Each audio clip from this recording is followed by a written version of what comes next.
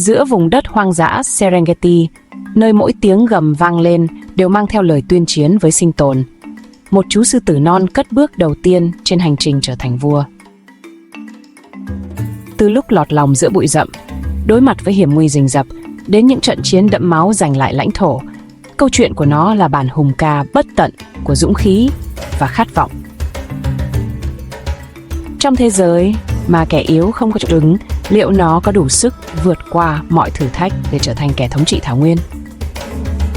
Hãy cùng theo dõi hành trình khốc liệt, cảm động và đầy tính biểu tượng trong cuộc chiến trở thành vua sư tử và vòng sinh tử của Serengeti. Chào mừng đến với hành trình của vị vua thảo nguyên.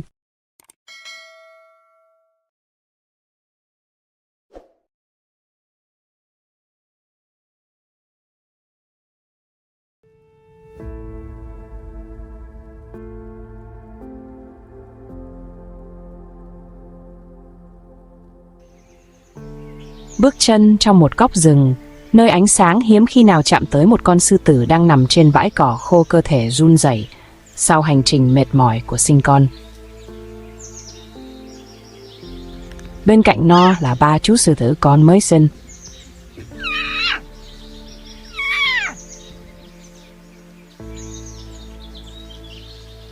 Sư tử con sinh ra với đôi mắt nhắm nghiền và cơ thể nhỏ bé và yếu ớt của chúng.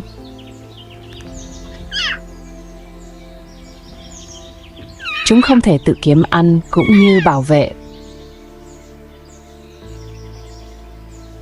Tất cả rằng chúng có, đó là một lớp lông mỏng với những đốm nhỏ và một đặc điểm ngụy trang giúp chúng ẩn núp giữa đám cỏ rậm.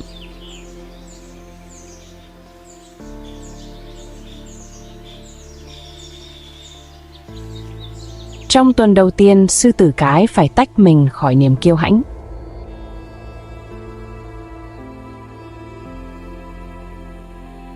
Điều này không chỉ giúp bảo vệ đàn con khỏi những mối nguy hiểm bên ngoài, mà còn tránh sự chú ý của những con đực trong bầy đàn.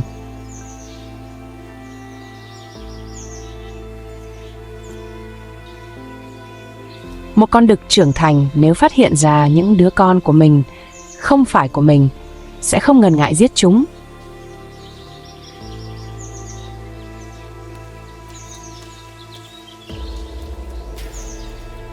Xa xa nơi sư tử cái đang trốn, một con linh cẩu đang ngửi thấy con non.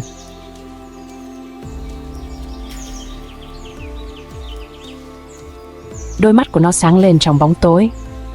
Mỗi bước đi chậm rãi nhưng đầy tính toán.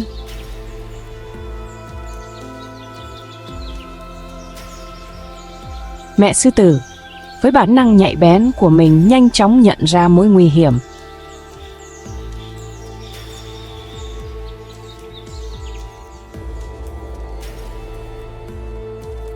Khi linh cẩu thò đầu vào bụi cây, mẹ sư tử tấn công với tốc độ đáng sợ.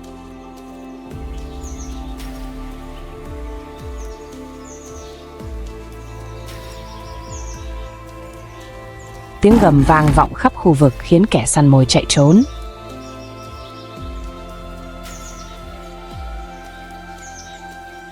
Đây là bài học đầu tiên của đàn con. Cuộc sống ở Serengeti không dành cho kẻ yếu đuối.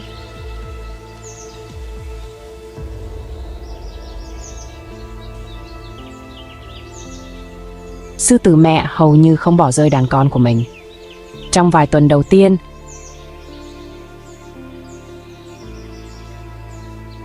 mỗi lúc cô ấy phải cảnh giác với mọi âm thanh.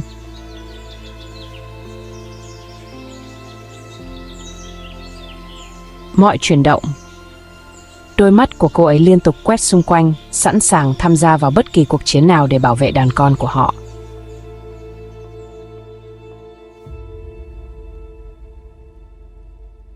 Trong Serengeti luôn rình rập nguy hiểm, và đó chỉ là khởi đầu của những thách thức.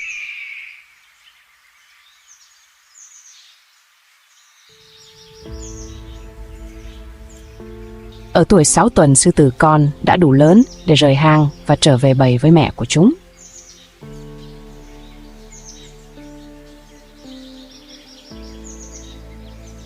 Đây là một cột mốc quan trọng trên hành trình trưởng thành, khi thế giới rộng lớn mở ra trước mắt chúng lần đầu tiên.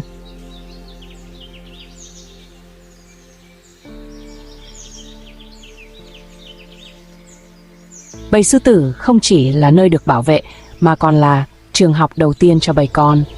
Mỗi con cái trưởng thành trong bầy đóng vai trò như một bảo mẫu.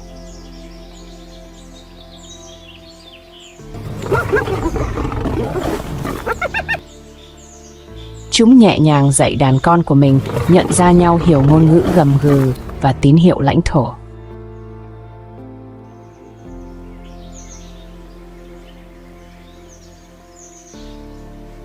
Bầy con tò mò theo bản chất, bắt đầu khám phá môi trường xung quanh chúng, vấp ngã và lăn trên mặt đất, nhưng đôi mắt của chúng đầy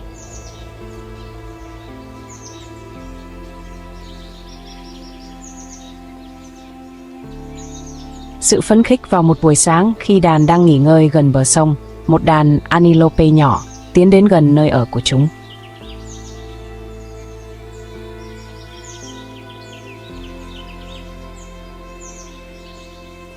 Những con cái trưởng thành nhanh chóng tản ra, tạo thành một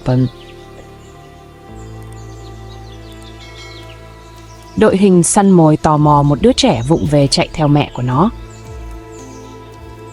Đôi chân nhỏ của nó vững vàng phát ra tiếng động lớn. Trên mặt đất, đàn linh dương bỏ chạy. Trong sự ngạc nhiên, sư tử mẹ thay vì nhẹ nhàng mắng nó đưa con của mình trở lại với niềm tự hào.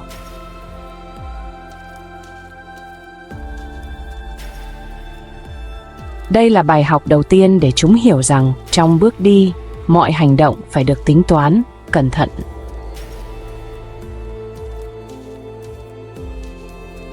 Không phải mọi con sư tử con đều dễ dàng thích nghi. Nhóm một số con thường bị bỏ qua hoặc thậm chí bị la hét bởi người lớn. Đây là cách tự nhiên dạy chúng rằng sự kiên nhẫn và khả năng thích nghi là rất quan trọng để sinh tồn mỗi ngày.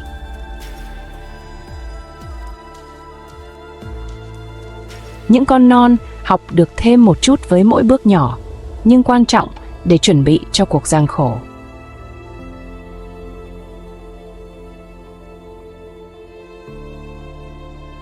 Khi bình minh ló dạng ở Serengeti, những con sư tử thức dậy.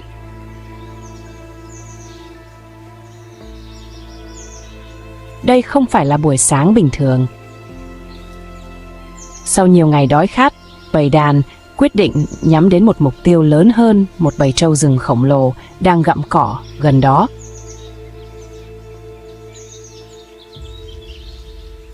Nặng tới 700 kg.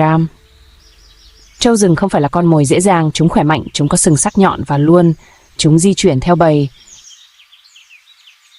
Nhưng đối với sư tử thì đó là bài kiểm tra lớn nhất về khả năng phối hợp. Và săn mồi từ xa, những con cái trưởng thành của bầy bắt đầu quan sát bầy trâu. Chúng không vội tấn công. Thay vào đó, từng con di chuyển lặng lẽ qua các bụi cây, thu hẹp khoảng cách mà không gây ra bất kỳ tiếng động nào. Phía sau những con sư tử non cũng quan sát trò chơi. Đây là bài học thực tế đầu tiên để chúng hiểu rằng săn mồi không chỉ dựa trên sức mạnh mà còn dựa trên nghệ thuật kiên nhẫn.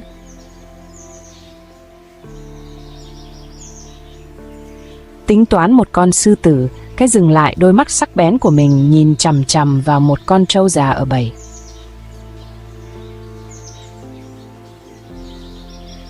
Đây là mục tiêu lý tưởng lớn nhưng chậm, và cũng là mục tiêu dễ bị bỏ lại nhất.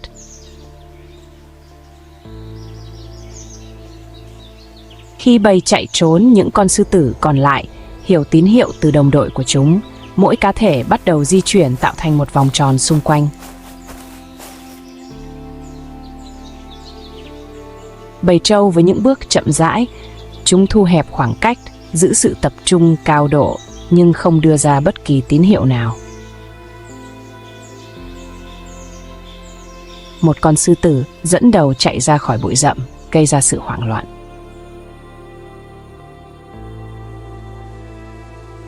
Bầy trâu chạy theo mọi hướng, tạo nên một cảnh hỗn loạn.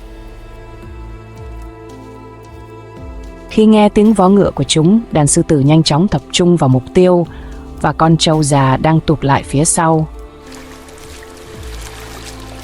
Con sư tử mẹ leo tấn công, cắm móng vuốt của mình vào lưng trâu, trong khi những thành viên khác trong đàn lao về phía trước, cắn vào chân và cổ của con mồi. Con trâu phản ứng dữ dội, dùng tất cả sức mạnh của mình để quật ngã một con sư tử ngã khỏi lưng. Nhưng những nỗ lực phối hợp của những con sư tử đang dần cạn kiệt. Trong khi đó, một con sư tử con bị kích động bởi tiếng động, quyết định thử sức của mình. Anh ta nhắm vào một con trâu nhỏ khác đang chạy. Nhưng với sự thiếu kinh nghiệm và tốc độ thấp, anh ta nhanh chóng bị hất văng.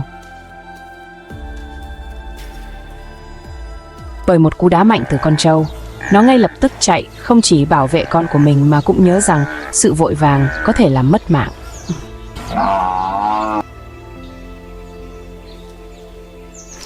Đây là bài học thực tế đầu tiên để con sư tử con hiểu rằng săn bắn không chỉ sẽ không dựa trên sức mạnh mà còn đòi hỏi sự phối hợp và chính xác.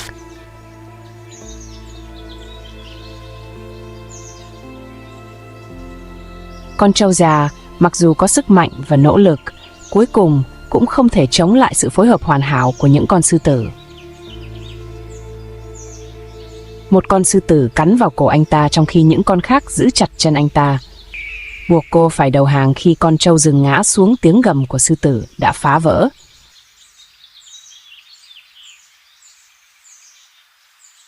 Bầu không khí căng thẳng, đây không chỉ là âm thanh của chiến thắng, mà còn là tín hiệu gọi bầy con.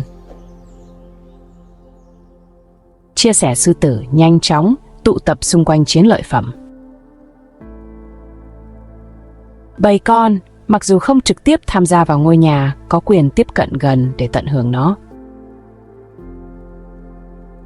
Chúng cắn và xé thịt, học cách xử lý con mồi dưới sự giám sát nghiêm ngặt của mẹ chúng. Đối với những con sư tử non, đây không chỉ là một bữa ăn thịnh soạn mà còn là một bài học giá trị về sự phối hợp, kiên nhẫn và thậm chí là nguy hiểm khi đối mặt với con mồi mạnh mẽ.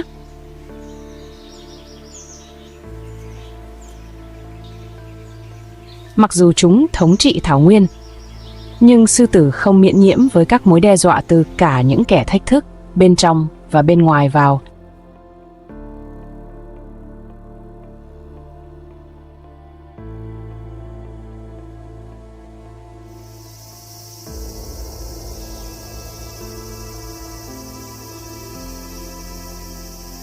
Một đêm yên tĩnh trên thảo nguyên khi bầy sư tử ngủ sau một bữa ăn thịnh soạn.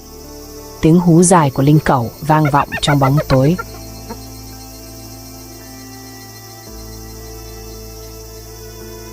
Âm thanh cao vút đó không chỉ là tín hiệu của nguy hiểm mà còn là thách thức. Một đàn hơn 20 linh cẩu tiến đến, bị thúc đẩy bởi mùi của thịt thừa từ bữa ăn. Với số lượng áp đảo, chúng không sợ sư tử, vì chúng đây là cơ hội để kiếm thức ăn mà không cần phải săn. Con đầu đàn của bầy sư tử cảm nhận được nguy hiểm, đứng dậy và gầm lên một tiếng gầm oai nghiêm. Nhưng con linh cẩu với sự táo bạo và kiên nhẫn vẫn tiến lên. Trận chiến bắt đầu khi một con tấn công cố gắng lấy phần còn lại của nó.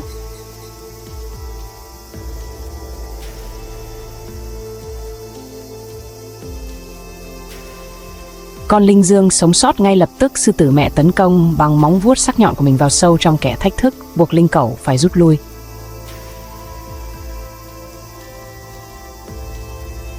Nhưng linh cẩu không bao giờ hành động. Một mình, chúng nhanh chóng bao vây nhắm vào khoảng trống giữa. Một con tách khỏi bầy trở thành mục tiêu lý tưởng. Linh cẩu tấn công nhưng sư tử xuất hiện đúng lúc. Với đòn tấn công chính xác mà nó hạ gục linh cẩu đầu đàn, buộc toàn bộ bầy phải rút lui. Mặc dù đã giành chiến thắng, những con sư tử không được miễn thương tích. Con đầu đàn bị rách tai và sư tử cái đã những vết xước sâu trên vai cô ấy. Nhưng đối với những chú sư tử con thì đây là bài học đầu tiên để hiểu rằng sức mạnh không chỉ đến từ cơ bắp mà còn từ sự đoàn kết.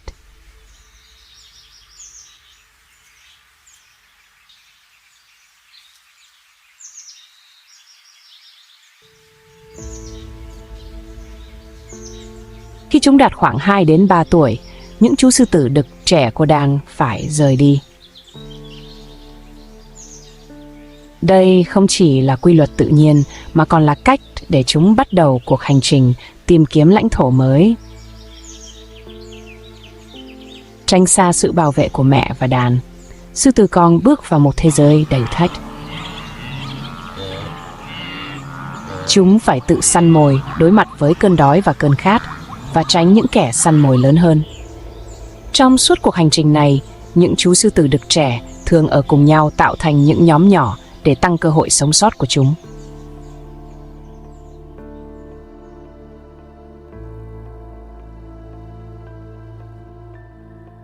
Một nhóm sư tử đực trẻ có thể săn mồi cùng nhau và thách thức những con đực thống trị khác để giành quyền kiểm soát đàn.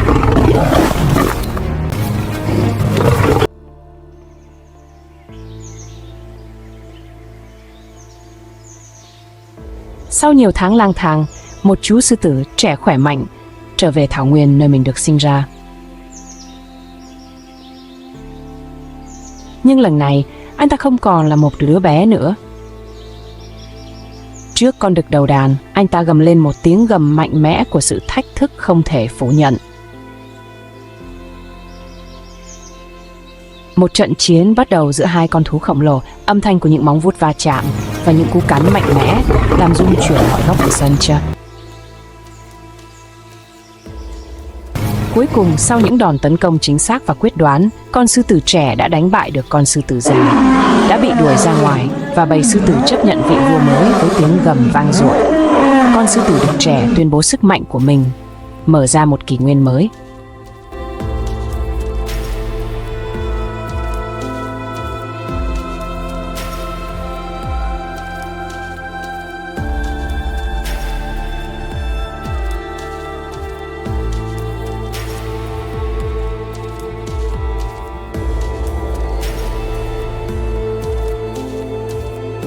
Nơi các chu kỳ cuộc sống không bao giờ chấm dứt. Một vị vua mới đã lên ngôi, nhưng trách nhiệm bảo vệ đàn và đối mặt với những thách thức chỉ mới bắt đầu.